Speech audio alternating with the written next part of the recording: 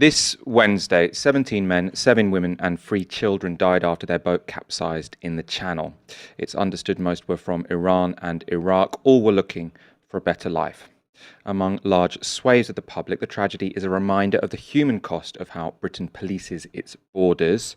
In contrast, for our leaders, it served as an opportunity to score political points. Last night, Boris Johnson tweeted an open letter to the French President Emmanuel Macron on how he believed Britain and France could work together to stop people trying to cross the Channel.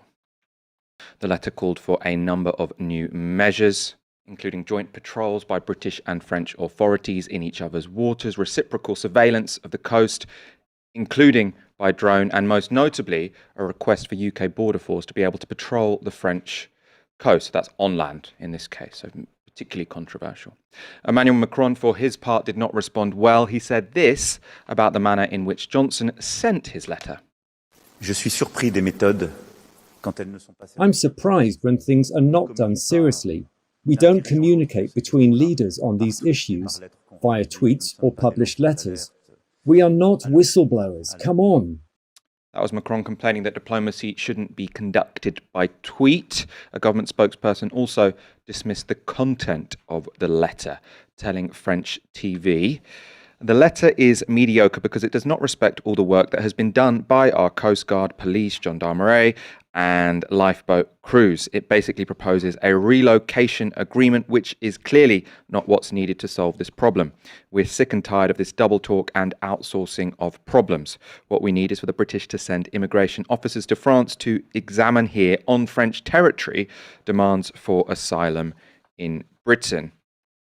In response to the letter and the manner in which it was sent, the French have disinvited Priti Patel from a meeting due to take place on Sunday between European interior ministers on the situation on the French-UK border. All this means that thanks to 2 giant egos and no doubt electoral opportunism, a humanitarian crisis has become a diplomatic spat. Seeking to downplay the row, Transport Secretary Grant Shapps sounded conciliatory this morning. Quite simply, no nation can tackle this alone. And so I hope that the French will reconsider. It's in our interests, it's in their interests, it's certainly in the interests of people who are being people trafficked to the UK, and these tragic scenes we're seeing, people losing their lives. We absolutely need to work together on it, and I think that's the right way. But you're not going to be in the room, so, are you? You're not going to. Well, the UK is not in the room this weekend at this crucial meeting. Well, let's see what happens. As I say, friends and neighbours need to work together. There's no other way to address the problem apart from working closely together. But the French have said you're not invited. The French have said Home Secretary Priti Patel is no longer invited. As I say, I hope that isn't the end and state of it, because how can we resolve these problems if we do not work together? That was Grant Shapps trying to downplay the significance of the disinvitation. In contrast, Labour's Nick Thomas-Symonds called Priti Patel's disinvitation a humiliation. This is a humiliation for a Prime Minister and a Home Secretary who've completely lost control of the situation in the Channel at the very moment when the Prime Minister needed to be a statesman to actually deal with this. What we saw instead was a grave error of judgment in putting a public letter on Twitter where he was trying to seek international cooperation, and it's ended up within a matter of hours with our government being excluded from these vital talks that need to take place to prevent people from risking their lives in the Channel. Of course, what the spats between Macron and Johnson and Labour and the Tories overlook is the humanitarian catastrophe that is still playing out on the French side of the Channel. On that front, Lewis Goodall made a really good film, actually, for Wednesday's edition of Newsnight. Here he is in Dunkirk. Even police, French police, taking all our items belongs to us. They have destroyed all our tents, sleeping bags, and foods. Water. From our perspectives, from your viewpoints, France is a safe country, but actually is not. Though most wouldn't speak on camera, this was a refrain we heard again and again. When we asked why people weren't claiming asylum in France, some said family in Britain, historic ties between their countries and Britain, language, but many cited how they had been treated by the French government and their belief that Britain would be more humane. This man, we're not naming, is only 20 years old and says he wants to get to Britain because it's where his last family connections in the world remain. And where did you come from? Come from Iran, Kurdistan, Iran. Kurdistan, Iran? Yes. And why did you leave? What was the reason? The politician, is the government of Iran, killed Kurdish people, hang them, kill them. They put us on a jail with no reason, What did they do? What did they say to you? They said me, you must leave this country or we will kill you. That's all. And my dad is now in the jail, It's been 1 month, I don't know what happened to him. That was the BBC's Lewis Goodall speaking to people camped out in Dunkirk. Aaron, this spat all seems pretty undignified given the human cost of what is currently going on the French-UK border. What do you make of the political response since the tragedy on Wednesday? I think it's a slightly strange way to look at things. I think it's an important question to ask, Michael, because that's obviously the main story. It was catalysed by Boris Johnson tweeting a letter. But seeing the Labour Shadow Home Secretary talk about looking statesmanlike and appearances and, rhetoric and looking the part, and I'm thinking, well, the real problem here is the substance. The real problem here is the fact that we have 7,000 miles of coast. Who seriously thinks we can enforce a policing of that border? 7,000 miles of coast. Who seriously believes we can do that? Which British politician is going to have the balls, apart from Jeremy Corbyn, to say that right now Britain is home to about, I think, 130,000 refugees. France is home to about 430,000 refugees. So, yeah, okay, talking about the spat is important, but I think the fact it's been reduced to that so quickly tells you so much about the triviality of British politics, Michael. Best part of 30 people have died. This hasn't come out of the blue, by the way. In the summer, a 15-year-old Iranian boy called Artin died. He died in the English Channel. His body was found in Norway. But we've become so desensitized to these things that we don't think that's a little bit strange, that a child's corpse is washed up in Scandinavia as he tried along with the rest of his family. I think all of them died but one parent trying to come to England. And immediately, the debate moves on to optics and statesmanlike and my goodness. And for me, it does really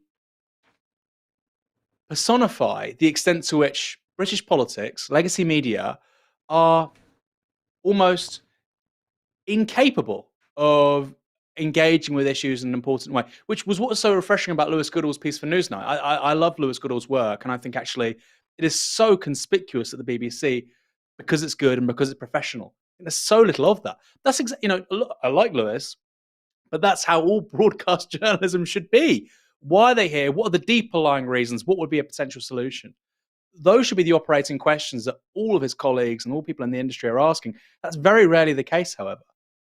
Let's talk about the policies that are being proposed by both sides. So as I said at the start, in Boris Johnson's letter, he's talking about joint patrols by the British and French authorities. So that's in each other's waters. He's also saying UK border force should be given access to operate in France, essentially, to stop people taking off from these beaches. As Aaron said, there's kilometres of beach which people are taking off from. So it seems completely implausible to me.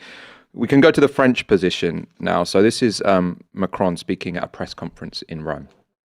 Today, France is, for these women and men leaving misery or suffering in their countries and seeking to join the British territory, we're what's called a place of transit. They don't want to stay in France. They want to cross over at all costs. The real answer is therefore serious cooperation to prevent these actions, to dismantle these trafficking networks, and to prevent these women and men from arriving on our soil, because it is already too late when they're there. A slightly confusing intervention, I thought, from Macron, because on the one hand, he starts by saying that people are in France trying to get to Britain only because they want to get to Britain. Seems like he's sort of saying this isn't France's responsibility to deal with this. They want to get to Britain. We're just a transitory location. Stop trying to outsource your problems here.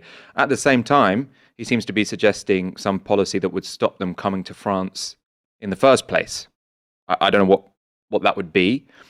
And interestingly, also, the latter idea is a different emphasis to what a French government spokesperson said this morning. So we showed you this quote already. I just wanted to focus on one particular part of it. So Gabriel Attal said, "What we need is for the British to send immigration officers to France to examine here, on French territory, demands for asylum in Britain."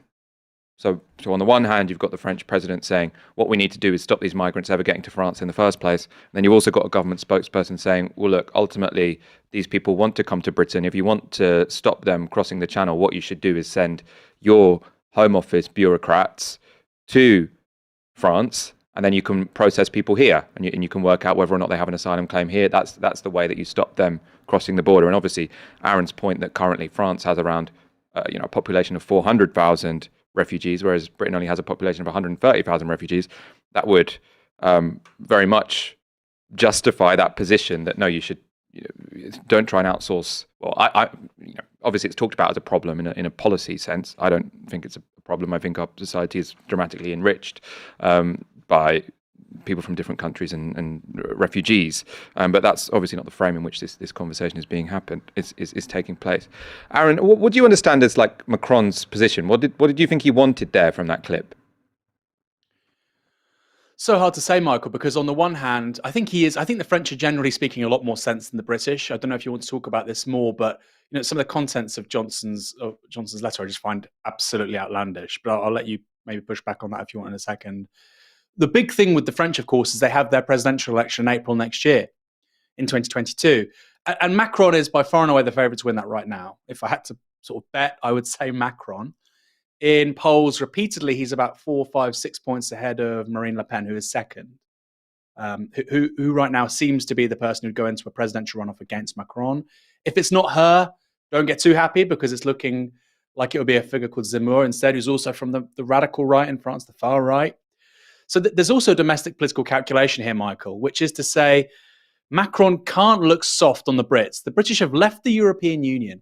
They can no longer appeal to the Dublin Treaty. They can no longer say that displaced peoples entering the European Union have to seek their right to remain in the first country they go to. They can't appeal to that or we can't appeal to that because we're no longer in the EU.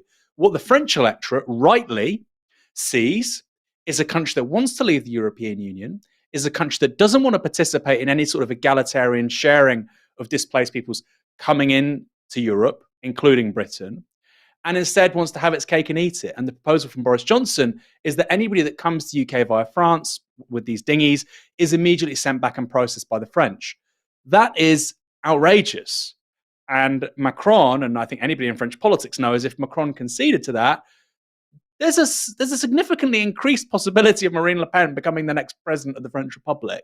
It would be an utter capitulation on the most salient political topic that will be central to French politics over the next 4, 5, 6 months. So the French shouldn't do it out of a sense of what's appropriate, but it would also be political suicide for Emmanuel Macron.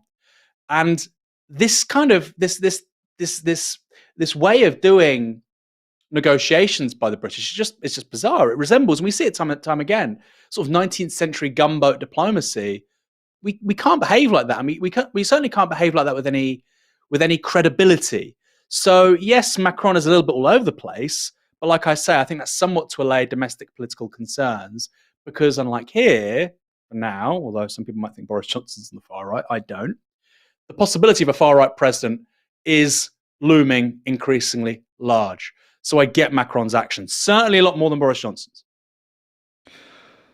I suppose the question, I think we completely agree that all of the suggestions that Boris Johnson have made are completely impractical. Either, France are never going to accept them, or they're going to be completely ineffective because, as you said, there's 50 kilometers of coast that people can leave from. Even if you let a few hundred border force into France, that's not going to stop people taking off on boats, which means that, the two policy options that remain are safe passage, which is obviously the humane thing to do. That would be the right thing to do, but I can't really imagine any British politician at the moment offering it, or some sort of status quo situation, or the Priti Patel suggestion, which is that you say if people have arrived from illegally. Obviously, this thing doesn't really stack up in terms of international law, but I think potentially they'll try and find some way to work around that. Then they will automatically be refused asylum, or at the more extreme end, anyone who is intercepted in the Channel in British waters, they can send to some sort of third place, which is sort of the Australian method. I don't know. Only one of those is humane, which is the safe passage one. Aaron, I don't know which one of those you think is most likely to happen. I suppose probably a betting person would say the status quo will just continue as we have been continuing, because that's normally a safe bet when it comes to these things. Well, the Tories have gone big on cutting immigration for 11 years, and it only goes up and up and up. And of course, immigration can mean immigration within the European Union or outside the European Union, or this is not immigration per se, this is dealing with displaced peoples. I don't like the binary really between economic immigration and seeking asylum. I think often the two things can converge. I think many Iranians, by the way, coming to Europe and coming to the UK, they may be fleeing persecution or intolerance or a lack of civil liberties. But my God, one thing we could do today, which would make their lives a lot easier, would be to end sanctions. And again, this is something which isn't going said in the wider debate, Michael. We see every politician talk about people traffickers. It's not really people traffickers. People coming from Syria, from Libya, Iran, Iraq, Afghanistan want to come here for a range of reasons. And it's no surprise, although Nick Ferrari yesterday on LBC was just gazumped by the possibility of it. The countries involved here, like I say, Iraq, Iran, Afghanistan, Libya, Syria, these have either been bombed, invaded and occupied, or subject to sanctions by the Western powers over the last 20 years. But if you even talk about that causality, you hate Britain, you're not serious, you're politically naive, or you're just talking nonsense.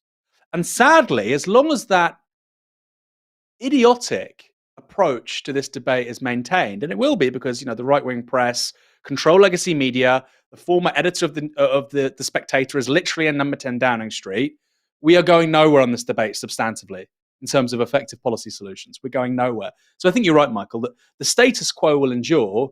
It'll just look more ugly, more aggressive, and more dysfunctional. And the Tories, despite all that, will blame other people. No, I think that point about why people are traveling is obviously incredibly notable where these people are from. It's not a coincidence, as you say, they're places that Britain has bombed or has sanctions on. Also, I do want to just pick up on the point you made about trafficking, because I do think this is the one that is the most childish and just ridiculous talking point, that every single commentator, every single politician in Britain agrees that the real problem here is the trafficking gangs that we have to break up, because these are horrible, organs for the exploitation of desperate people. I mean, yes, they're probably. I assume that people who run trafficking gangs, aren't the most sort of ethical of operators. I'm sure they're doing it for the money, and they don't really care that much about the humanitarian needs of anyone involved. But the reason people are paying the trafficking gangs is because they want to get to Britain, and I don't think they're being tricked, right? So what is notable of people who have been reporting in Dunkirk and Calais over the last couple of days is, even after these 27 people tragically passed away, that hasn't been a moment where everyone who still wants to get to Britain goes, oh, we've been conned. We were told this was incredibly safe. Now we'll just go back to where we're from. We won't part money to these terrible traffickers. No, everyone there knows the situation. They know that what they're doing is incredibly dangerous, but they think it's worth it because they want to get to Britain, because they want to start a better life. So this idea that the trafficking gangs are anything other than filling a demand is just so childish, yet everyone has to pretend that that's a legitimate, sensible response to what we're currently seeing. I mean, I have a good example of this, which is growing up, I had, Iranian or British Iranian friends, and you obviously hear many stories of this, people fleeing the revolution or whatever. And one family was Baha'i, and Baha'is are subject to significant sort of religious persecution in Iran, in a way that other minorities generally aren't. Formally speaking, constitutionally speaking, Christians and Jews have certain civil liberties that you just don't get with Baha'is, because they don't acknowledge that Muhammad is the final prophet, etc., etc. Basically, they're not people of the book, as they'd be called in Iran. So they are subject to real religious persecution. And somebody I knew, their mother fled Iran by foot And they weren't living in northern Iran. This is a person who effectively walked, I think, from, it wasn't Tehran, it was somewhere around there. It may have been, I don't know, somewhere. It was a major Iranian city, and it wasn't in the north. Her husband was from the south. Her husband was from Abadan. And they walked by foot through Cappadocia, I think most of the way through Turkey, because she wanted a better life for her children. She had 2 sons. Do you think that's because of traffickers? Do you think they were misled? They're fleeing religious persecution. They have family and friends in Britain. They speak English. Why? Because we had an empire for 200 years. We decided to conquer, 25% of the planet. I'm not just sort of raising that willy-nilly. That's literally why many of these people come here. They can't speak French. They can't speak German. Many, many different nationalities reside in the UK because we were this imperial power, and they speak the language of the mother country. So they went to Britain. There's a clear incentive as to why. That was nothing to do with people traffickers. And I think every single politician who starts this conversation with people traffickers, you just don't take them seriously, because it means immediately it's like a signal going off. It's like, it's like the bat signal. Don't take me seriously when it comes to displaced peoples and questions of asylum and what our wars of occupation and sanctions and economic imperialism have done for 30, 40 years to these countries. If Western foreign policy in the early 21st century had consciously aimed at creating failed states, it probably wouldn't have done as good a job as it has in Libya, Iraq, Afghanistan. It probably would, even if they had tried to spend trillions of dollars in creating failed states, they still wouldn't have ended with a situation this favorable to that objective. I'm not even talking about Yemen. Yemen, you have huge numbers of displaced peoples, and that's a war being prosecuted by the Saudis with sign-off from the British and the Americans. And yet when you get displaced people, hundreds of thousands, millions of people coming from Central and West Asia, or North Africa in the case of Libya, where have they come from? So maybe the thing we always hear from politicians in the UK and the US, a rules-based global system, maybe that would be a good idea.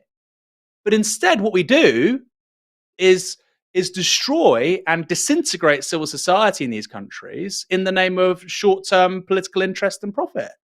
It doesn't work. And I feel like I say, any politician who won't start the conversation with that and instead talks about traffickers, you know what? I'd sooner talk to Ronald McDonald about how to deal with displaced peoples in Europe in the 21st century. They're going to talk more sense than Keir Starmer or the Labour Shadow Home Secretary or Boris Johnson or Priti Patel. It's a bit like saying what we need to do is go after the dinghy manufacturers, isn't it? Like, the problem is the people who are making these dinghies, which migrants can use to cross the channel. That's not the problem, right? It's ridiculous. And we've got some good comments on that. Sorry, go on.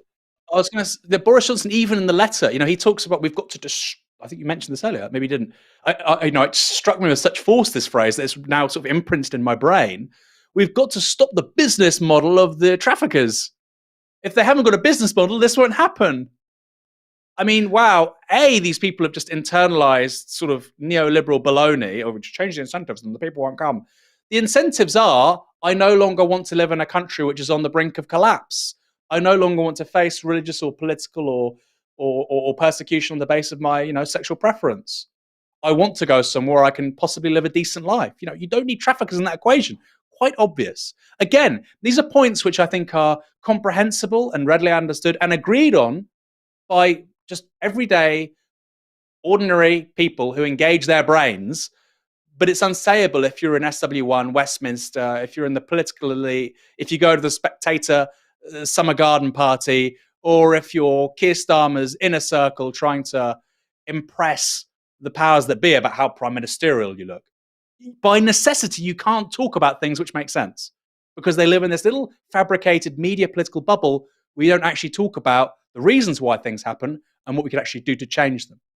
I think the business model point actually slightly makes sense because it's the moralizing that I think makes no sense, because the business model one, that's basically just an illusion by Boris Johnson to say, if we could automatically send people back to France the moment they landed on the shore, then people wouldn't bother paying that money to get to Britain because they know that it was fruitless. I mean, it's what the Australians did, isn't it? When they said, we're going to stop the boat people by automatically sending people to some third country and saying, if you've done this route, you can never have Australian citizenship. And that does mean people stop making the journey. It's still kind of horrible, but it's...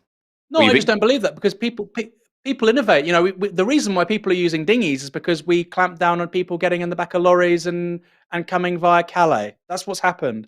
People will innovate. Yeah, the numbers would be far lower, but tens of thousands of people every year by the looks of it. I mean, this year in particular, Michael, I think anybody that's talking with that kind of certainty, and it's important to say, I saw Peter Dukes on Twitter saying, how could we be so terrible when we're talking about dozens of people trying to come to the UK? We're not talking about dozens, okay? If we're going to be serious about the political issue, this year is a record. Right now, we're looking at about 30 to 40,000 people, okay, a year. Well up on last year. I think in that context, when something has so drastically increased, and I take your point on Australia, Michael, but when it's so drastically increased so quickly, the idea that you can stop it just through some tweaks, I do not buy that. And it also works on the assumption that the people coming here are working on perfect information. You would probably need a quite visible expression of how that system works, like inhumane detention centres in the Falkland Islands. Yes, then maybe. That's going to take a couple of years. That's not going to work overnight. And that's what they did in Australia. That was their response to it there. Let's go to some comments. We've got lots of good comments. Isabel Rawlings with a fiver. Agree with Aaron. We need to talk about the reasons people are fleeing certain countries. Ben Pritchard on the Super Chat says, it's British foreign policy that is the root cause of this human catastrophe. Liberating countries with bombs and sanctions is not the answer. And Nick Gussett said, those bemoaning refugees also say all lives matter. That's a very good point. Like the video if you're enjoying the show. Let's go on to our next story. Flights have been banned from 6 southern African countries after a new variant was discovered which appears to be more transmissible than Delta and which has mutations that suggest it could evade immunity. The variant was officially called B11529, but the WHO have just christened it with the Greek letter Omicron. On Friday morning, Sajid Javid gave this update to Parliament. We are concerned that this new variant may pose substantial risk to public health. The variant has an unusually large number of mutations. It shares many of the features of alpha, beta, and delta variants.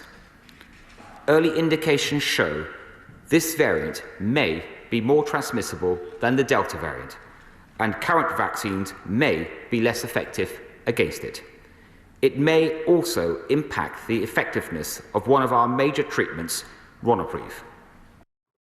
Sajid Javid there said the new variant may be more transmissible and may evade immunity. Scientists have, of course, been keen to stress that given how recently Omicron was discovered, lots is still unknown. It was only identified on Tuesday. However, it is clear why the variant is already causing significant concern. On the transmissibility of Omicron, these graphs from John Byrne Murdoch at the Financial Times show how quickly it has been spreading.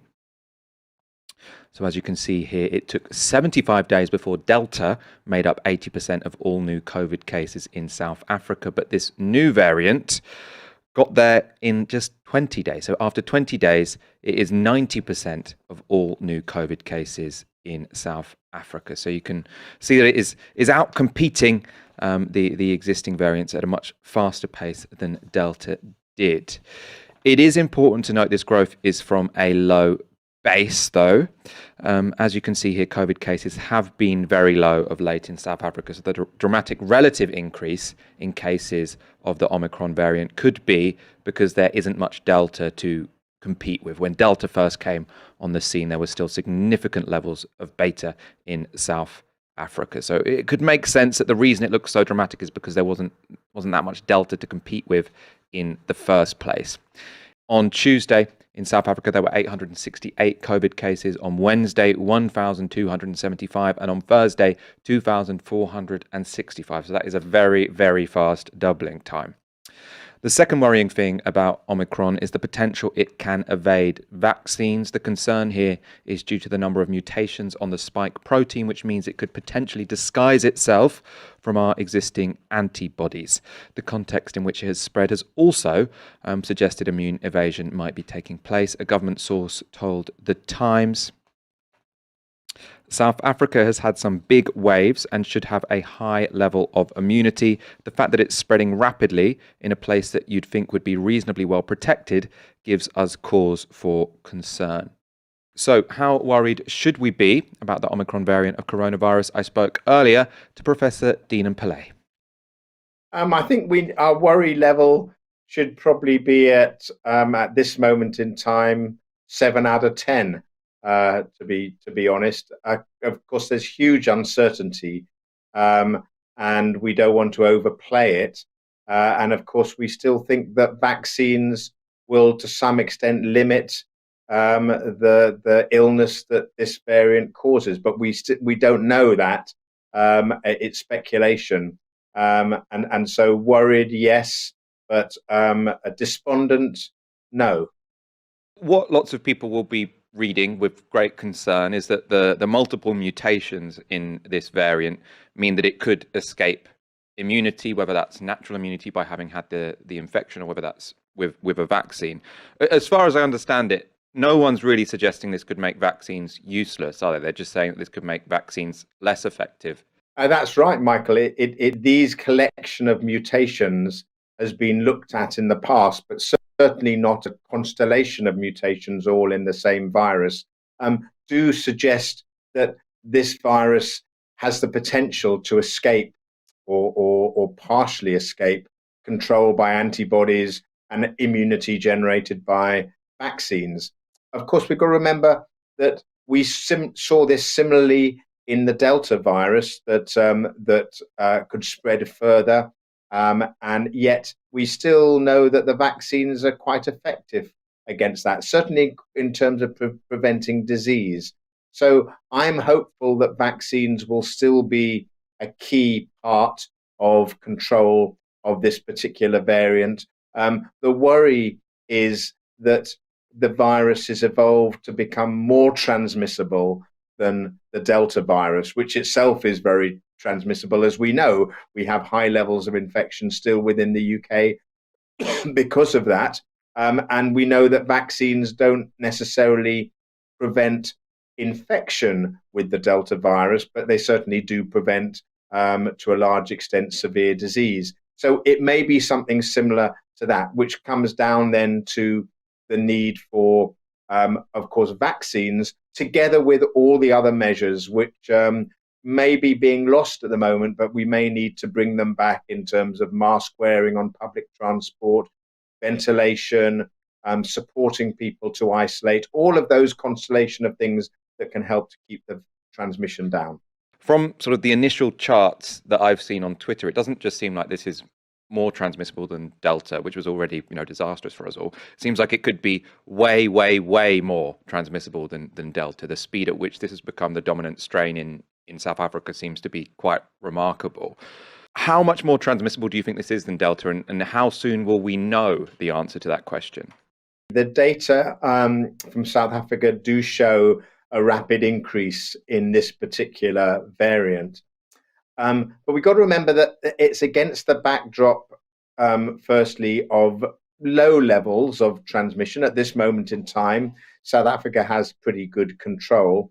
But secondly, there has been an enhanced testing and surveillance of infections. So it may be that this is a sort of net result of that increased testing as well. But having said that, there are clearly worrying signs that this is transmitting widely within a population. We've got to remember as well that vaccination rates are pretty low in South Africa. Maybe 30 to 40% of the population are fully vaccinated. So there's a lot of susceptible individuals there who could become infected. So putting all of those things together, it does suggest it is very transmissible. But the degree to which that can compete, for instance, in the UK situation where there's still a lot of Delta circulating, is unclear. And this is where we need to sort of not speculate too much and just await the information that's coming from different countries where we know that this variant now exists. That was Deenan Pillay, member of Independent Sage and Professor of Virology at UCL. Let's move on to talk about the policy responses to Omicron. The UK government were very quick to ban travel from 6 southern African countries. The EU have now followed suit, although they've now banned it from 7. This, on the one hand, seems unfair. We can't be sure this variant emerged in South Africa. They could just be punished for having a good virus identification scheme and then being open about its findings. So it doesn't set a great precedent. If you are, open and alert, that means the world could turn on you. Not amazing. At the same time, the last 2 years have shown that travel controls can be effective, especially at slowing down the arrival of new variants. I say slowing down because unless you block off all travel, a la Australia, New Zealand, or China, it will get there eventually. Delaying it, though, would be useful because that would mean that we'd have a chance for the booster program to reach more people before Omicron arrives. That all means, as I say, I think short-term travel restrictions might be justified, even if on one level they do seem a bit unfair. The standout moral problem for me, though, is that if we are going to cordon off people for the greater good, we should give them a hell of a lot of support in return. They're basically taking one for the team. And when it comes to COVID, that hasn't happened. So these are the current levels of vaccination in the UK and the 6 countries that Britain has just banned, has just put on its red list. So you can see here, this is people who have been double vaccinated as of November the 24th, and this is according to Our World in Data. In the UK, it's 68%. In South Africa, only 24%. In Botswana, 20%. Zimbabwe, 18%. And Namibia, 11%. The data from Lesotho and Eswatini is a little bit earlier. It's not quite as up to date, but they are 27% and 21% respectively. So, as I say, I think travel restrictions can be justified in this period of time. But if you're blocking off of people, you say, oh, we're cordoning you off. Oh, and also, by the way, we're going to withhold the vaccines that could make having this incredibly difficult variant much more tolerable. Sorry, we've used those all ourselves. That's essentially what we're saying. We only really learned about this variant sort of yesterday, the last couple of days. How worried are you about the Omicron variant? I'm very worried, Michael, but not just about the Omicron variant. I think about just pandemics and pathogens more generally. I'm very worried, and new pathogens, and it's something we've talked about for 18 months. The sort of book that really shaped my thinking on this was Andreas Malm's book on coronavirus and war communism, where he just makes clear the threat of pandemics in the 21st century. And I do think as a society, we're going to have to get used to this kind of elevated threat level with regards to biosecurity. We've had now 3 coronaviruses since the turn of the 21st century. We will obviously have a bunch of variants. We may have a terrible variant of COVID-19. This may be it. It likely won't be. We hope, touch wood. But there will be dangerous variants and there will be further pathogens. Why? Because of deforestation, climate change, the fact that we're encroaching ever further into the natural world. That permits the very fertile ground for what's called zoonotic spillover, where a pathogen goes from one species to another. During the course of the 20th century, of course, we saw a great many instances of this. HIV/AIDS, Ebola, and there'll be many more, and it will likely accelerate. So in a way, it's important that it's a background part of the conversation. People shouldn't just think, oh, we had COVID-19 in 2020, 2021, and it'll be like the flu pandemic in 1919. We don't need to worry about this stuff for another 100 years. In all likelihood, we'll see what East Asia's seen, like I say, since the turn of the 21st century. A big pandemic scare, maybe once every 10 years. And that's now a background noise, a background variable in a globalized society. And again, it makes a mockery of the kind of idea of national sovereignty and borders, because pathogens don't respect borders. It'd be very easy if they did, but they don't. Of course, that doesn't mean you don't take concrete steps like stopping travel or unnecessary travel. It can be highly effective. We talked about that many, many times over the last 18 months, Michael. But I also do agree with you. It's very rare, or what we've seen so far anyway, with Britain, it's very rare that the countries which are subject to the sort of tightest restrictions are necessarily the ones which are maximizing the safety of UK nationals. We saw that with regards to the relative ease of travel between the UK and the United States and UK and Italy last year. So it's politics. If you've got high tourism and you've got close geopolitical relations and you've got strong economic ties, I don't think you'll see the government acting as keenly as it has with regards to sort of Botswana and Lesotho and South Africa. But yeah, very simple way of dealing with things is closing borders in a smart, calibrated way. And I mean, the priority here clearly should be, let's distribute the vaccines. I mean, the thing we want by the time the next pandemic comes around is the ability not just to develop a vaccine quickly, which, on a historical scale we did do, but then to make sure that that gets to the whole world. Because, I mean, people have been saying for months that not only is it callous to not be donating enough vaccines to Africa, or actually more importantly, not releasing the patents so that people can develop their own vaccines. It's pretty notable that South Africa were one of the major countries who were really lobbying hard at the WTO for Pfizer to release the patents for their vaccines. That was denied to them.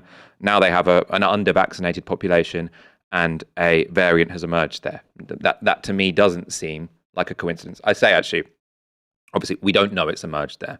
We don't know where it's emerged. It was first identified there, but it would make sense that that's where it emerged. It seems at this point that the variants mainly emerge. Transmission between people matters, but it seems that it's more replication within one individual. So one individual who gets seriously ill and is fighting off the virus for a really long time. That seems to be where these variants come from, and that makes sense because there's so much replication in that one person. And I think if we vaccinate everyone, you get less serious illness, which means you get less variants. That's why we need to be vaccinating the world, as well as, obviously, because it's completely callous not to. The longer we take to vaccinate the world, the more of these variants we are going to be generating. I suppose quickly, just in terms of what this means for this country, I have seen some people sort of on social media saying, "Oh no, is it going to be another winter lockdown?" I think probably not. I mean, I think it's possible that we will need sort of greater restrictions, the sort of low-cost ones, masks on trains. Please, can the government finally, invest in some ventilation and do proper sick pay? But with the vaccines, I doubt this is going to be as serious a disease as it was last winter, even if we do have a wave of it, and hopefully we won't. Aaron, are you stocking up for a lockdown, or are you also fairly confident that we're not going to have something akin to last winter? We're obviously not going to have something akin to last winter, because the first people being vaccinated, I believe, were early December, late November last year, which is remarkable when you think about how much has been achieved in one calendar year. 29% of the population over 12 has now had 3 doses, which is just phenomenal. No, but at the same time, it's been quite a clement November, October. December doesn't really start until winter doesn't start until technically till December 21st. But let's just say December, January, February are the coldest months of the year. We had 50,000 new cases today. It's kind of plateauing, just edging up. I would like to have seen more steps by the government to say, well, look, worst case scenario, forward planning. What would we be doing, say, in February if there's a major issue, or in January? I think for Christmas, I think it's extraordinarily unlikely. Not extraordinarily unlikely, not just because of the numbers right now, but of course the political overhead. But I would have a bit more faith in Boris and the Tories, Michael, if they said, look, January, if we hit certain benchmarks, or February we hit certain benchmarks, these are the steps we'll be taking. What's called by the Bank of England forward guidance. Of course, we have forward guidance when it comes to what will monetary policy be if we hit certain levels of unemployment, but we don't do that with public health. Probably tells you a little something about the priorities of politics in neoliberal states like the UK or the US. It is also worth saying, I like to give the good news as well as the bad. Cases are rising, as Aaron said. We are seeing, though, both deaths and hospital admissions fall, which seems to be because of the booster campaign. The booster campaign seems to be very, very effective at targeting those people who are most likely to end up in hospital. And it is really what, a booster gives you, I think, more immunity than you got after your second dose. So they really do work.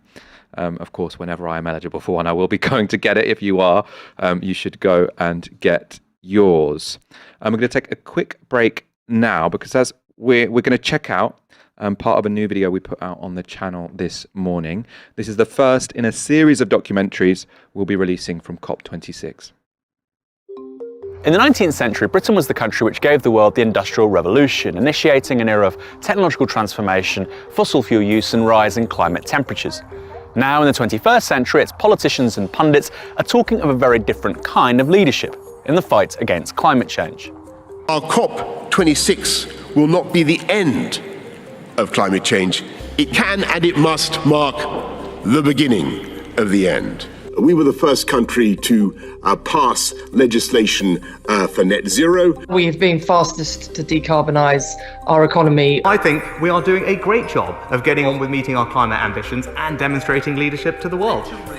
Britain's claims to leadership rest on some impressive numbers, both past and present. Its government claims that CO2 emissions have fallen by 44% since 1990, more than any other G20 nation, with the ambition for them to fall by 78% come 2035. Then there are impressive objectives on low emissions vehicles, reforestation and increasing wind power. And of course the fact that Britain in 2019 became the first country in the world to enshrine a commitment to net zero in law. Which means it's a fair question. Is Britain a leader on climate change? Britain likes to think of itself as a leader on climate change, and since the days even of Margaret Thatcher has been promoting itself on the world stage as an environmental leader, and more recently as a climate leader. It is mankind and his activities which are changing the environment of our planet in damaging and dangerous ways. They have some evidence and they have some big claims to make about their leadership on climate, but the evidence against them is also pretty substantial. We really have to start by understanding our historic role in terms of empire. The architecture of the world, financially and economically, is still kind of as we and the Americans designed it over the last 200 years. And that's still set up to extract resources, often fossil fuel resources, from the global south in order to power the kind of lifestyles of particularly the wealthiest. That's the first of Novara Media's mini documentaries to come out of COP26. You can go check that out on our channel, of course, only after this stream ends. Aaron, do you want to briefly the title of that video, I think, is Britain a climate leader? What's the answer? What's your elevator pitch? Well, the message that the British government wanted to tell the world at COP26 is Britain is a climate leader. Why? Because it's seen a 44% reduction in CO2 emissions since 1990, the most of the G20. That's impressive. It means it's not the primary climate culprit, but it's not a climate leader either, because in historic context, it's not doing anywhere near enough. If it was just merely trying to clean up the damage it had done, it wouldn't just decarbonise, but it would also be giving about £1 trillion out in climate reparations. We're drilling for oil and gas in 40 places across the UK. So the focus on coal, good, we remove coal. But when you're still drilling for oil and gas, you're not really a leader on what matters most, which is going beyond fossil fuels entirely, which, no, Britain's not a leader when it comes to that. Yeah, we've done the low-hanging fruit, which is moving from coal to gas, which is fine if you've got a big gas supply. I look forward to sort of watching that. I was so busy preparing today's show, I haven't properly watched it, but I'm going to watch it tonight and have some more feedback. Before we go to our final story, I have a correction from Monday's show. In our discussion of the Kyle Rittenhouse case, my guest said the second man killed by Rittenhouse, so that was Anthony Hoover, was shot in the back. In fact, he was shot in the chest. I also made a mistake. I said Rittenhouse travelled to Kenosha with an AR-15. He, in fact, picked up his AR-15 from a friend's house after he arrived in Kenosha. So he didn't travel to Kenosha with it. He picked it up in Kenosha. I should stress, I don't think either of these corrections change the substance of the points made by either me or my guest on Monday's show. If you turn up to a protest with an AR-15 and shoot dead 2 unarmed people, that is not by any ordinary understanding of the term self-defense. I have seen a number of people argue otherwise, and I have to strongly disagree. We do, though, of course, strive for complete accuracy, so I am, of course, more than happy to set the record straight on those 2 points. Let's go to our final story. On this show, we like to make sure you never miss the most ridiculous interventions from our political representatives in Parliament. It's a chance to remind ourselves of the calibre of Britain's politicians, and they can be pretty damn funny. This Thursday, Tory MP Nick Fletcher provided us with one such howler. This was an intervention in a debate about International Men's Day. Everywhere, not at least within the cultural sphere, there seems to be a call from a tiny yet very vocal minority that every male character or good role model must have a female replacement. One only needs to look at the discussion surrounding who will play the next James Bond. And it's not just James Bond. In recent years, we have seen Doctor Who, Ghostbusters, Luke Skywalker, The Equalizer, all replaced by women. And men are left with the Craze and Tommy Shelby. Is there any wonder we are seeing so many young men committing crime? Doctor Who's now played by a woman. Is there any wonder that men are committing so much crime. Is there any wonder? Aaron, we persuaded by that intervention there. The reason we're seeing so much crime is because too many lead characters are now being played by women instead of men. Well, firstly, on the crime thing, Michael, I did a piece on this about, did the police solve crime in the 1990s? There was more violent crime in this country than there is now. Fact. So the idea that role models somehow have deteriorated from the 1990s, just not true. This man is apparently a religious conservative. He's a social conservative. He's driven by God. For me, if you're driven by God, it would mean you're a socialist, but people can disagree. That was the point of the Treaty of Westphalia in 1648. People can disagree. That's fine on questions of religion. But it seems to me that, we're a month away from the birth of Christ, and he's saying that, people don't have role models anymore like Luke Skywalker. The fuck is this guy? And what I'm saying, I'm asking myself, who the fuck is this guy? This guy's winning, Michael. This guy is winning. This guy personifies the people that run this country. Trivial, generally stupid, talentless men, and some women too, but mostly men, who are now in the driving seat of British politics. And they're replete, not just in politics, not just in Westminster or in councils up and down the country, but also in our media. And it's this permanent sense of victimhood. He feels a victim, Michael. Why does he feel a victim? Even though he's a landlord with 10 properties, even though he's a member of parliament, even though he's had an incredibly successful career in the private sector, owned a business for, I think, 2 decades, where he lives in Doncaster. Despite all that, he's a victim. Why? Because Doctor Who's now played by a woman. I think, you look at somebody like that and you think he's upset because he's run out of things to be upset about. Life's pretty good. Just take a seat back, relax, and maybe as a Christian, care about people who are in housing poverty or aren't earning enough money to put food on the table. But of course, he can't do that, Michael, because he's a landlord. And it's not in his interests. It's in the Lord's Prayer, Michael. Let me get all